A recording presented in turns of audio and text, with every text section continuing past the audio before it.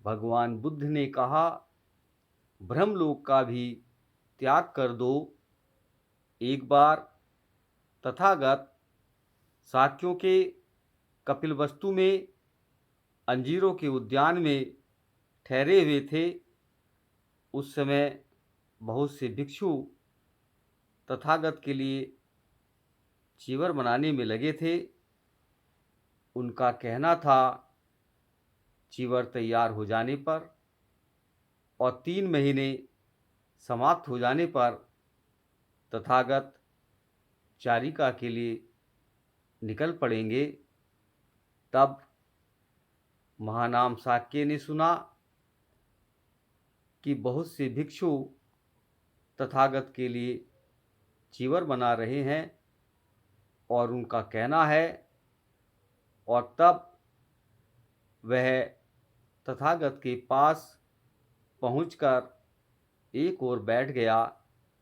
एक ओर बैठे हुए महानाम शाक्य ने तथागत से निवेदन किया, भगवान, मैं सुनता हूँ कि बहुत से भिक्षु तथागत के लिए चीवर बनाने में लगे हैं और उनका कहना है, चीवर तैयार हो जाने पर और 3 महीने समाप्त हो जाने पर तथागत चारिका के लिए निकल पड़ेंगे।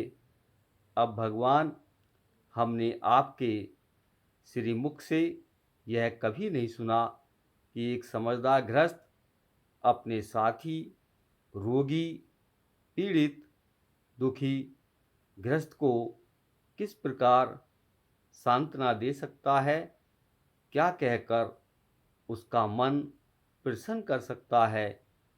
एक समझदार गृहस्थ को अपने साथी, रोगी, पीड़ित, दुखी गृहस्थ को 4 तरह से सांत्वना देनी चाहिए। भाई, धर्म और संग में श्रद्धा रखो और उस शील में जो अखंडित रहने से, परिशुद्ध रहने से चित्त को शांति देता है।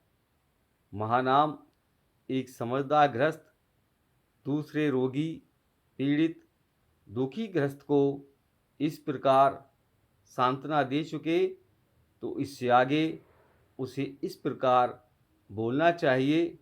मान लो कि वह मरणासन रोगी अपने माता पिता को देखने के लिए व्याकुल है, तो उसे कहना चाहिए कि मित्र, चाहे तुम अपने माता पिता को देखने के लिए व्याकुल हो और चाहे व्याकुल न हो, तुम्हारा मरण समीप है, इसलिए अच्छा होगा कि तुम अपने माता पिता से मिलने की इच्छा छोड़ दो।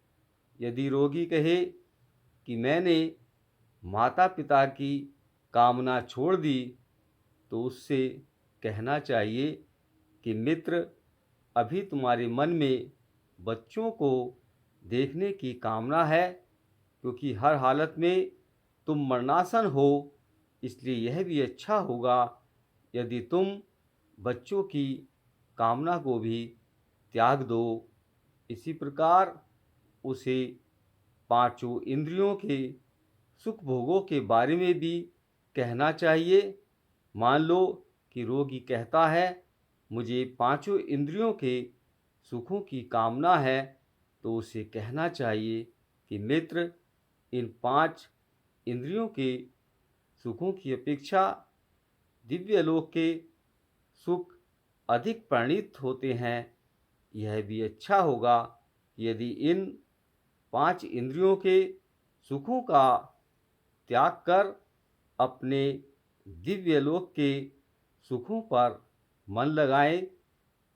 तब यदि रोगी कहे कि मेरा ध्यान दिव्यलोक के सुखों पर ही केंद्रित है, तो उससे कहना चाहिए कि अच्छा होगा कि तुम अपना ध्यान ब्रह्मलोक के सुखों पर केंद्रित करो। और तब यदि रोगी का मन वही केंद्रित है, तब उससे कहना चाहिए, मित्र, ब्रह्मलोक भी अनित्य है, परिवर्तनशील है, उसमें भी ममत्व हो सकता है। मित्र, यह अच्छा होगा कि तुम ब्रह्मलोक की आज्ञा का भी त्याग कर दो और ममत्व का मूलोच्छेद करने की ओर ध्यान दो। और यदि उस रोगी ने ऐसा कर लिया है, तो जहाँ तक आश्रमों से मुक्ति की बात है, तो जो सद्ग्रस्त इस प्रकार ममत्व से मुक्त हो जाता है, उसमें और जिस श्रावक ने आश्रय क्षय किया है, उसमें दोनों में कोई अंतर नहीं। नमो बुद्धाय।